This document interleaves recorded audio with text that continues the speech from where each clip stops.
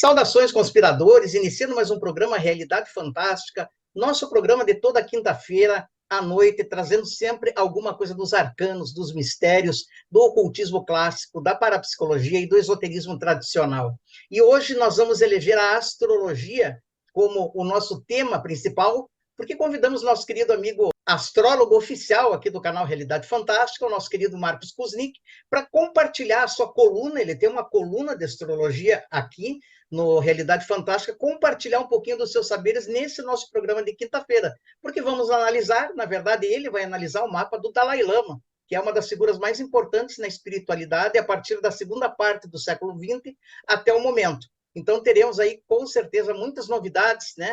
Descobrindo um pouquinho dos segredos astrológicos do 14º Dalai Lama. Antes, porém, convido você a se inscrever no nosso canal, deixar o joinha, né? E acionar o sininho, porque isso faz uma diferença, pessoal, que você não faz ideia para o crescimento do nosso canal. E convide um amigo para vir fazer parte da nossa família fantástica. Marquinhos, tudo bem com você?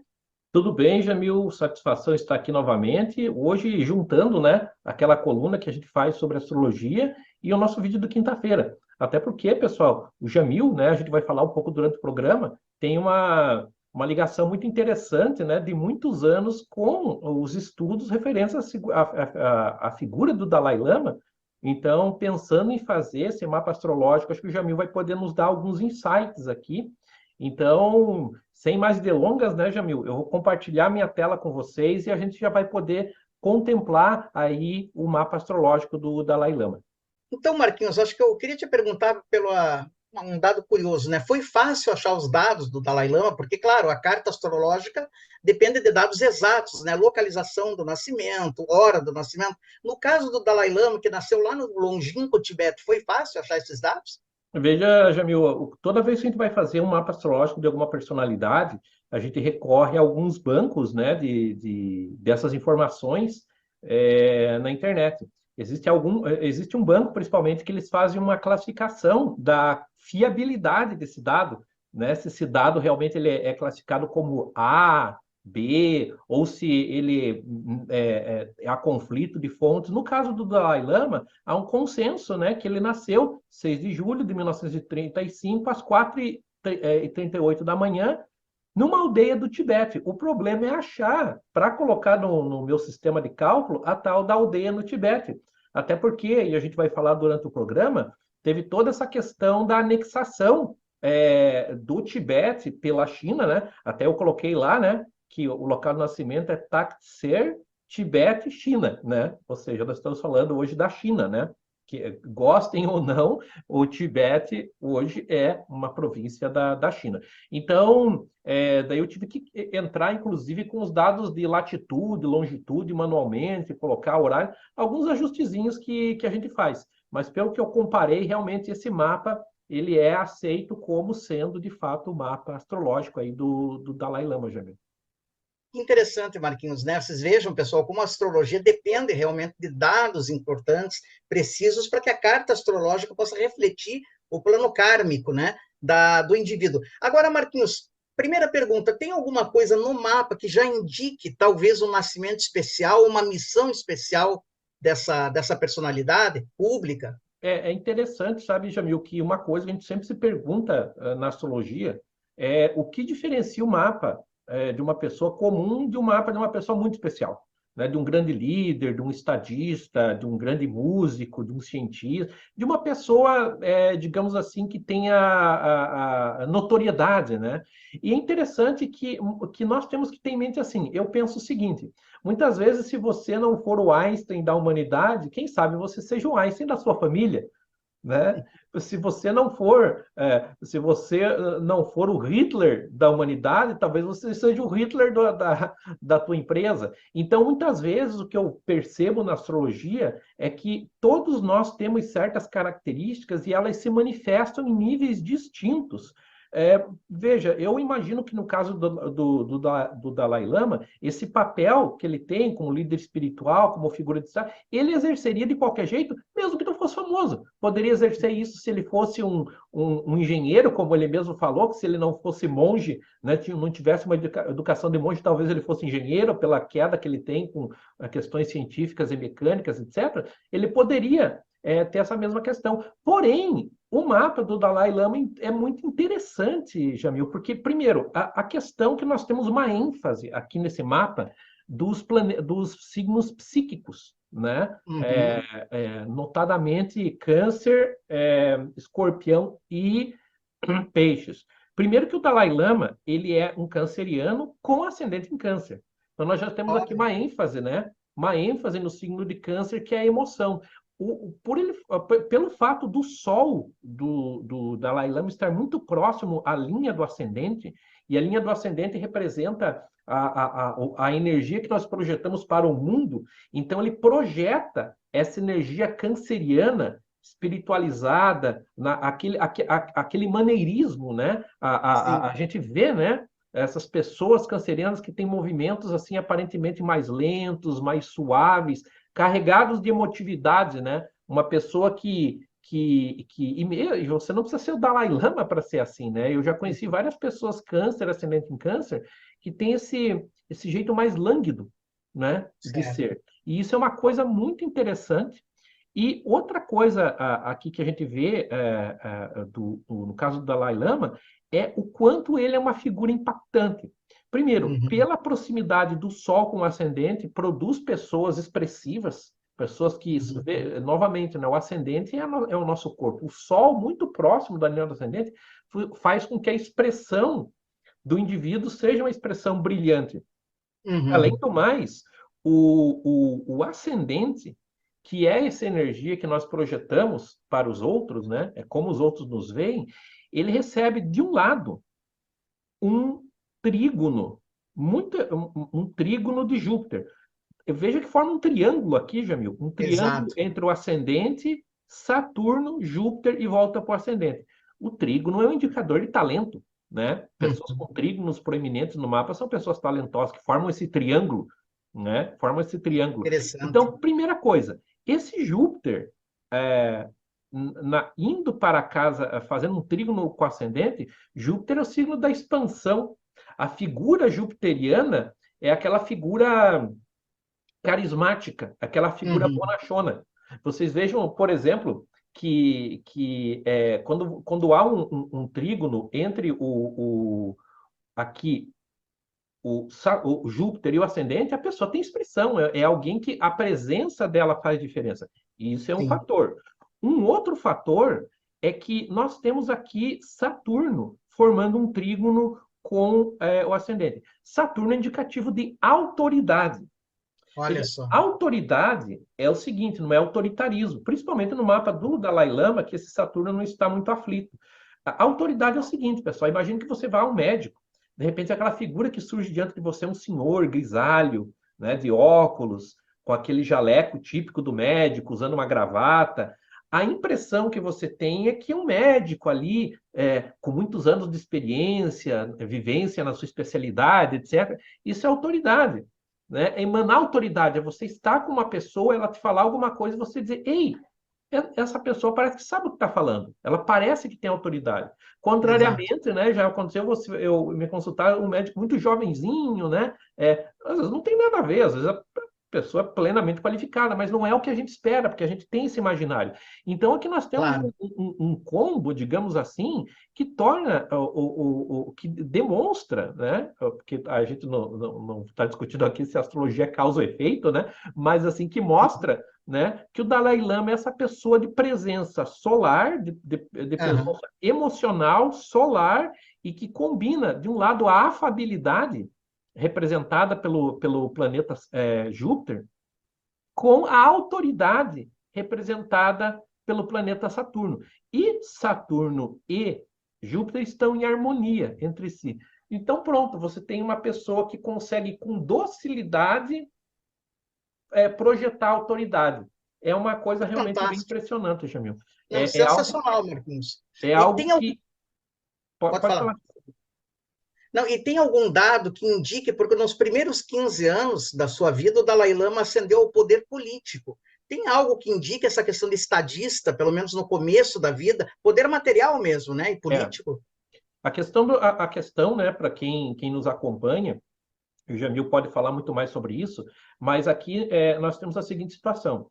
Além dessa questão espiritual, né, do Tenzin Gyatso, né, do Dalai Lama ser o prócer do budismo tibetano, né, do budismo tibetano, nós temos uma complexa situação política envolvendo o Tibete e a China e a figura do Dalai Lama como chefe de Estado.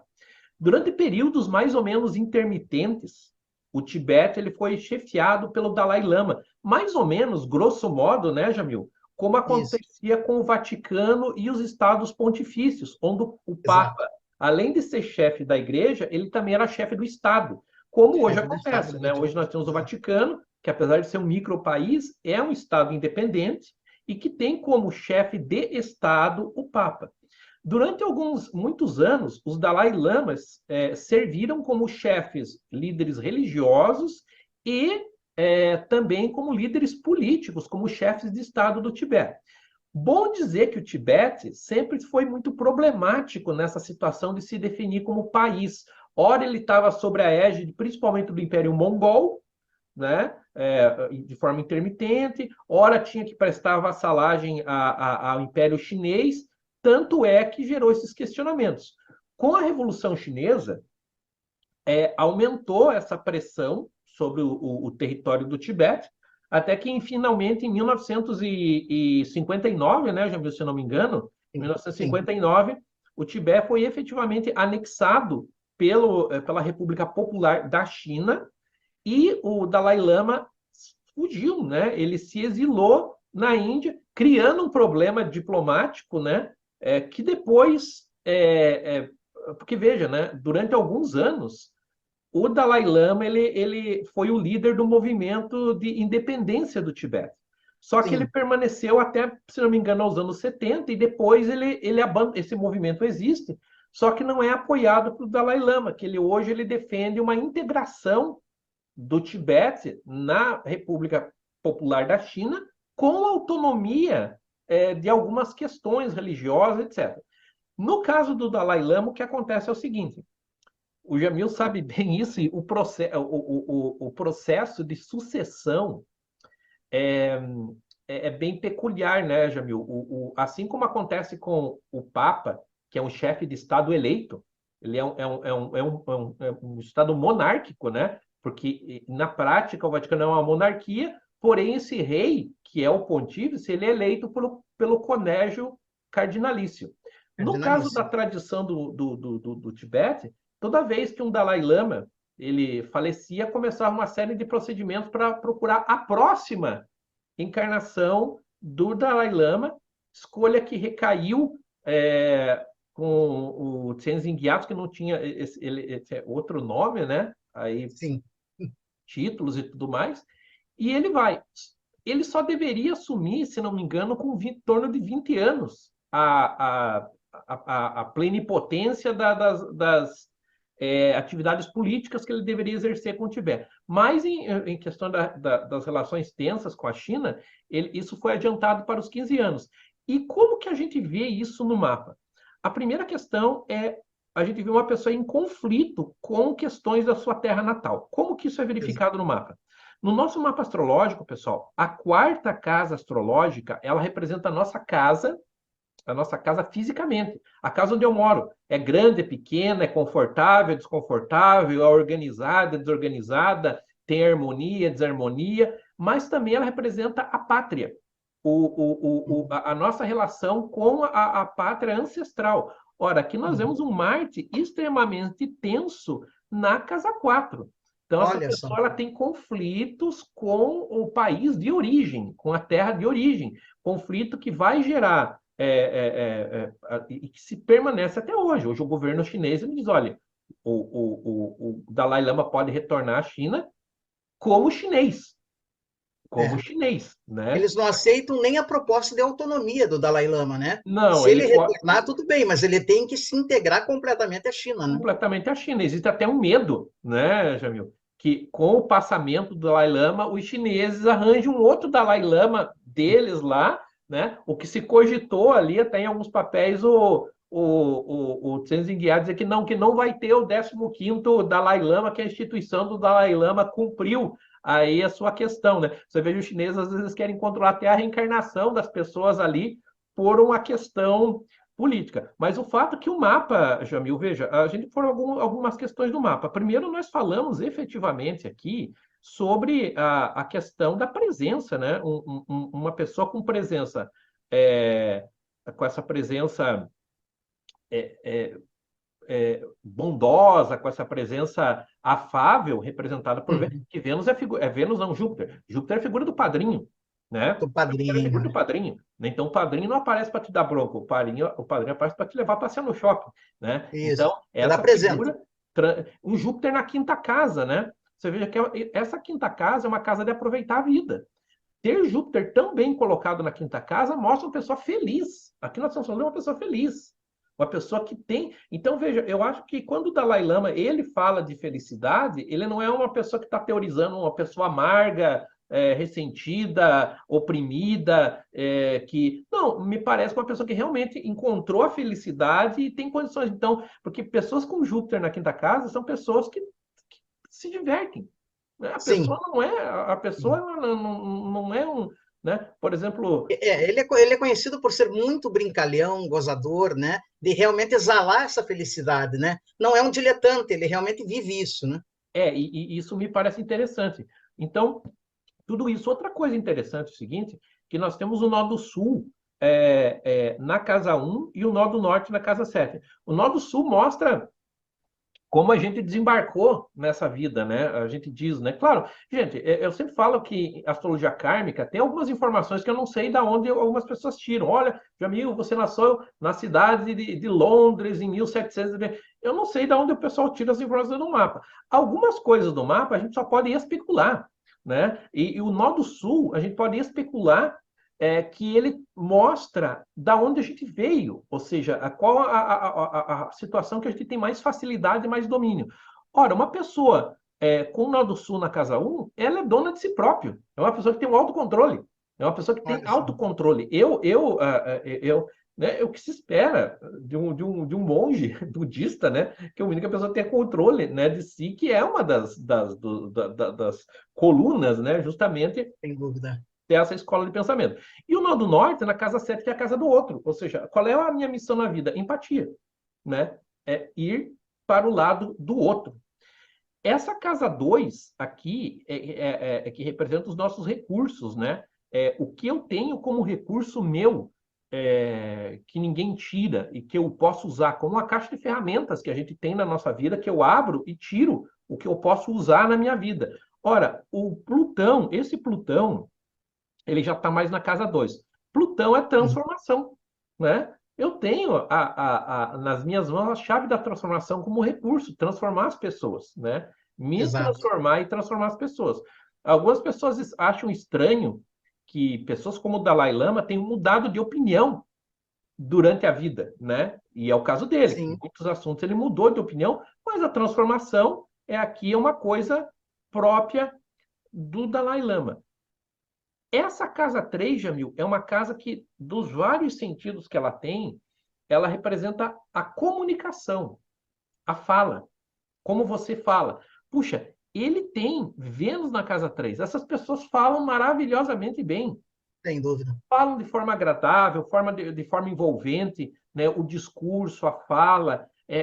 Se você encontrar na sua vida uma pessoa, né, e você sentar num banco de uma praça com uma pessoa que tem Vênus na casa 3, você vai passar ali horas e horas e horas falando com essa pessoa, você não vai se cansar, você vai se encantar. Então, aqui temos Uhum. uma pessoa com Vênus na casa 3. Esse Vênus, inclusive, faz um. A gente vai falar desse Urano aqui, mas esse Urano ele faz um trígono aqui, como a casa 3 é uma casa das ideias do ponto de vista, se até da nossa mente prática, né, da nossa mente objetiva, Um Vênus bem colocado na casa 3 faz pessoas com ótimo senso estético, né? Pessoas que conhecem a beleza, sabem apreciar a beleza, né? Sabem entender a beleza até do ponto de vista racional, né? Aham. Compreendem, têm senso de proporção, senso de estilo, né? E isso é um fato muito interessante, né? E Urano são das ideias originais. Veja que aqui nós estamos falando, nós vamos voltar nessa questão, nós estamos falando de um líder religioso de uma das religiões mais tradicionais Sem que dúvida. tem. Então, poderíamos estar falando de um cara extremamente conservador, né? Conservador. E não é, pese, claro, que ele tem as suas experiências mais conservadoras, às vezes em relações a, por exemplo, aborto, mulheres, etc., mas é inovador em várias questões, né? Nós falávamos antes, por exemplo, uma das questões ali que não era de se esperar até de um líder religioso é a relação que ele tem com a ciência, né? Sim, muito próximo. Né? Que ele Ele tem isso que eu ia te perguntar, Marcos, porque ele tem uma personalidade, apesar de ser uma pessoa religiosa, ser um clérigo, né, vamos chamar assim, ele tem uma personalidade científica, ele acompanha para e passo a ciência, inclusive coloca a ciência, às vezes, como norteadora do próprio budismo, o que é incrível. A gente viu das várias iniciativas, né, durante os anos, onde ele dialogou com cientistas, neurocientistas, né, institutos de neurociência, palestras, universidades. Ele disse, né, talvez várias vezes, mais ou menos assim, que se houver um conflito entre a ciência e o preceito do budismo, o budismo tem que mudar, né, dado que é uma coisa assim bem surpreendente, né? Eu li que ele falou que quando a primeira vez ele olhou uma luneta lá no Palácio Potala e viu que a Lua era uma rocha esburacada, isso conflitava com a visão cosmológica do budismo tibetano, que talvez fosse lá alguma divindade, alguma coisa. Não, mas então, né, temos que acolher. Então, essa questão. Agora, veja que interessante. Ainda na terceira casa astrológica, nós temos Netuno. Netuno é espiritualidade, veja, uma pessoa que tem dentro da cabeça e na comunicação espiritualidade. Aqui nós temos um pacote interessante, porque, veja, a casa 3 mostra muito do que a pessoa, como que a pessoa fala. Fala e pensa no quê? Uhum. Aqui pensa em beleza e pensa em espiritualidade, fala sobre isso. Mas você, veja, essa espiritualidade está ligada, inclusive, com o passado dele, karmicamente falando. Aqui nós temos uma ligação do Netuno com o nó do Sul, né? Com o nó do Sul, e um Sim, Netuno bem turbinado, digamos assim, por Júpiter. Ou seja, por isso que eu fico impressionado com a astrologia, muitas vezes, Jamil, pela capacidade que ela tem de descrever. Né? Se nós sem estivéssemos dúvida. fazendo o mapa de um bebê aqui, daria para dizer, olha, essa pessoa ela é uma pessoa que está destinada à liderança, carismática, que tem um pensamento estético e emocional e espiritual vigoroso. Sem dúvida. Aqui na casa 4 é o que nós falamos sobre o lar. Veja, a casa 4 ela descreve as nossas raízes também. Aflições na casa 4, muitas vezes no nosso mapa astrológico, mostra problemas com a nossa família de origem, com o nosso passado, né, com a nossa herança ancestral ou com o nosso país, que é aqui o caso, né? Nós temos o Dalai Lama. Lua na casa 4 geralmente mostra mudança de casa durante a vida, Olha né? só. A não ser que esteja, por exemplo, em touro, né? Mas geralmente Lua na casa 4, né? Então, mudança de casa, Que foi o que aconteceu com ele, né? Teve que deixar o país dele. desterro, né? A gente fala de o desterro. E a Lua mostra onde a gente tem altos e baixos no mapa. Nós temos aqui altos e baixos com relação a, você veja, uma situação complexa, por exemplo, da China, né? Da Índia, que tem rusgas com a China, acolheu um líder de uma. Então, isso sempre tem questões de diplomáticas complexas, né? E E complexo. acaba refletindo no mapa do Dalai Lama. Por sorte, Jamil, assim, eu acho que o equilíbrio que ele tem, até por ser uma pessoa com Marte em áreas, né, que faz com que a pessoa pense muito antes de tomar a decisão, né? A pessoa com Marte em Ares, não, Marte em Libra, né? A pessoa com Marte em Ares, a pessoa vai fazendo, depois ela vê o que dá, né? Mas aqui, ó, a pessoa com Marte em Libra, às vezes até tem uma cautela, às vezes até excessiva de tomar decisão. Agora, quando nós estamos mexendo com nitroglicerina política, aqui é bom ter uma pessoa que saiba bem o que fala, que pense bem o que falar, porque ele poderia instigar. A gente vem lá, por exemplo, aquele filme lá, Os 7 Anos no Tibete, né? Que mostra, claro, o Tibete é idealizado, né? A gente sabe que o Tibete tinha exército que entrou em conflito com o exército da Claro. China, pessoas dispostas a fazer insurgência e tudo mais. Ele poderia instigar do exílio, não, vamos à luta, vamos... E isso não aconteceu, né? E é interessante, Marquinhos, que essa característica, né, da reflexão, né, cuidadosa por parte do Dalai Lama aparece bem nas autobiografias dele. Ele tem 2 autobiografias, Minha Terra e Meu Povo, foi a primeira, a segunda, Liberdade no Exílio. Ele fala, né, que aos 16 anos, quando ele foi entronizado, né, ele foi dado plenos poderes políticos, né, antes do tempo desejado, ele refletiu muito se eles deveriam combater a China, mas ele reflete, se nós combatermos, nós seremos plenamente esmagados e a identidade tibetana poderá desaparecer para sempre, né? Ou se nós tentamos uma integração, então ele ficou anos, de 49 a 59, tentando, né, harmonizar a invasão chinesa com a autonomia tibetana, mas acabou não conseguindo, né? E a situação é que hoje, apesar da situação complexa, né, pelo menos até então, o governo da China minimamente, né, pelo menos não demoliu lá o Palácio Potala nem nada, né? É uma situação complexa, né? O Dalai Lama ele esteve, inclusive,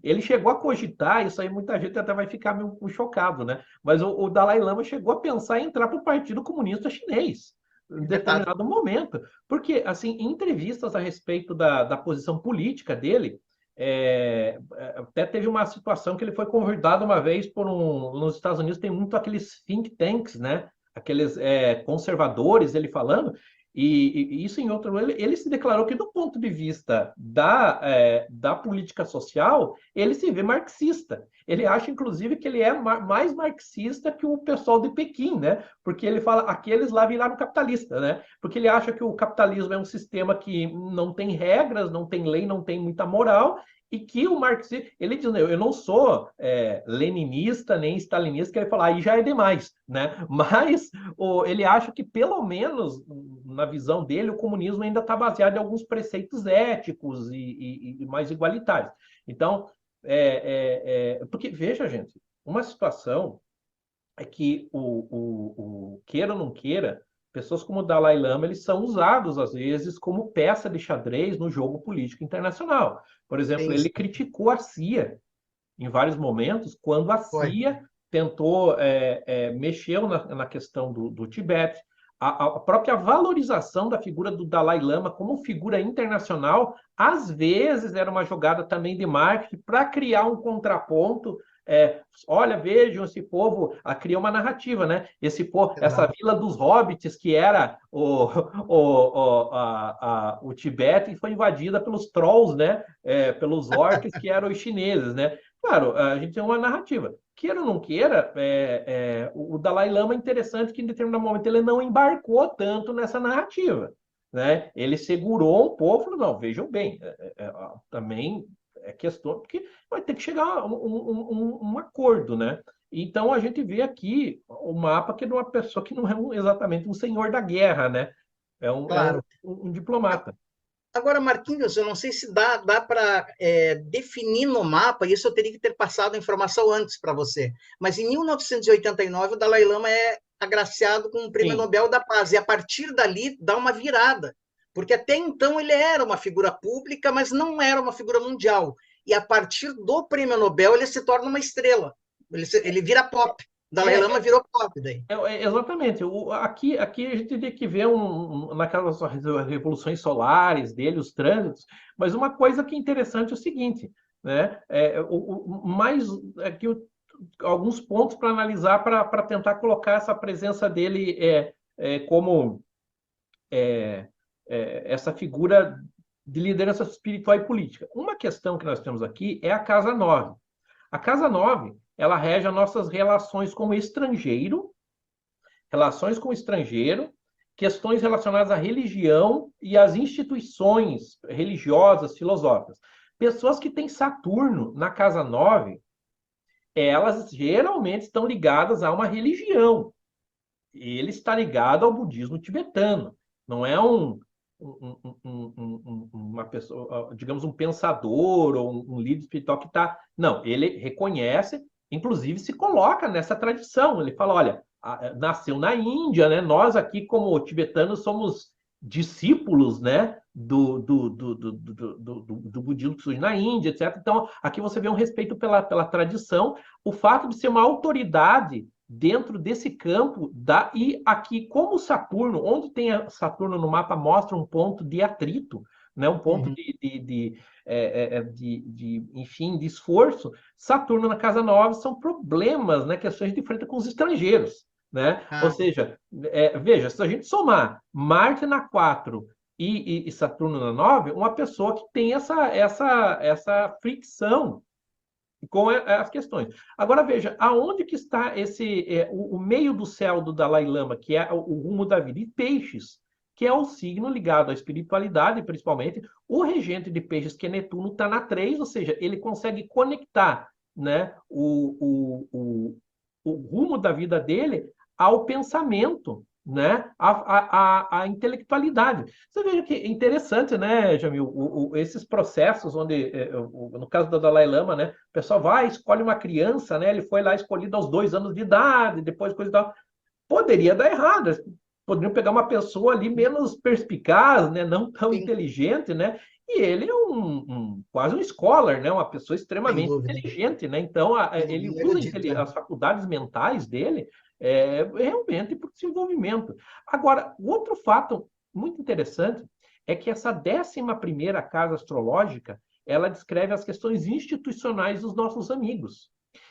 Urano representa o diverso, o diferente. Ora, quem tem Urano na casa 11 tem amigos diferentes, e a gente vê que o Dalai Lama ele tem um leque de relações institucionais muito grande, que vai desde os budistas mais tradicionais, etc., passando por cientistas, neurologistas, atores de Hollywood, blá, blá, blá. Ou seja, essas pessoas têm um leque de conexões muito grande. E você falou, aí a pessoa vira pop, né? Porque ela tem essa ligação.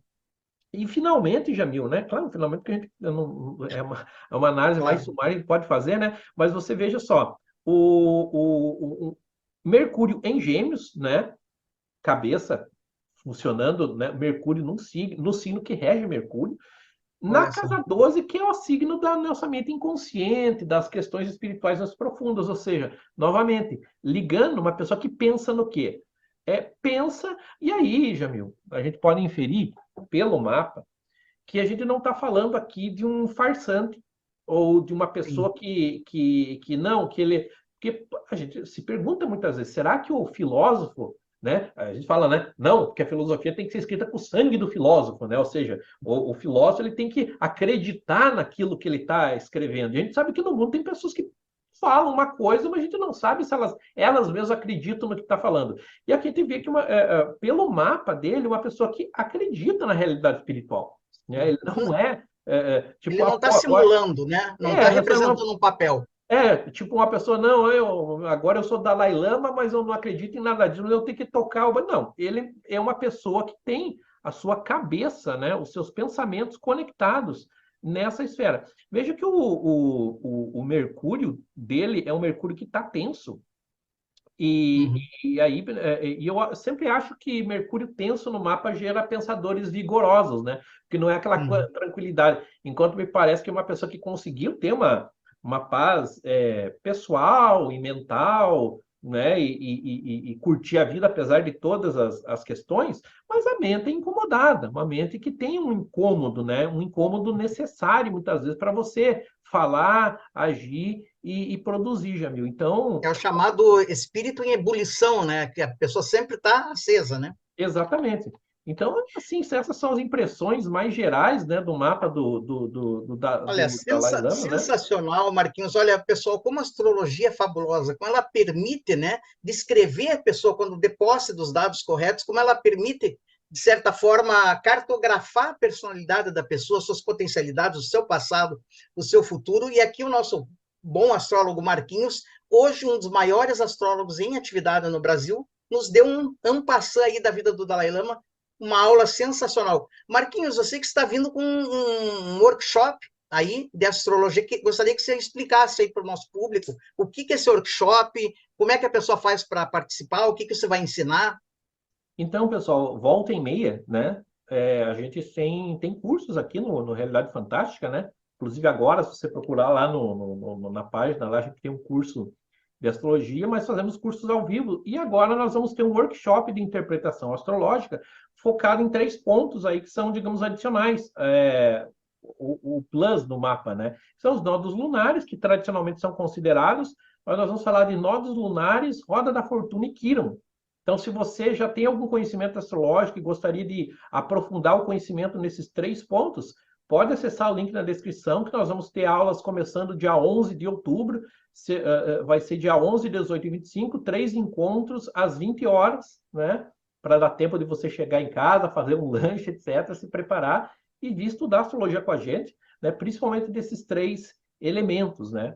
Então, é isso. Também lembrando que se você quiser fazer o teu mapa astrológico, né? Tem aqui a descrição, né? Ou pode entrar em contato comigo pelo WhatsApp, que eu tenho o máximo prazer em agendar uma consulta, Jamil.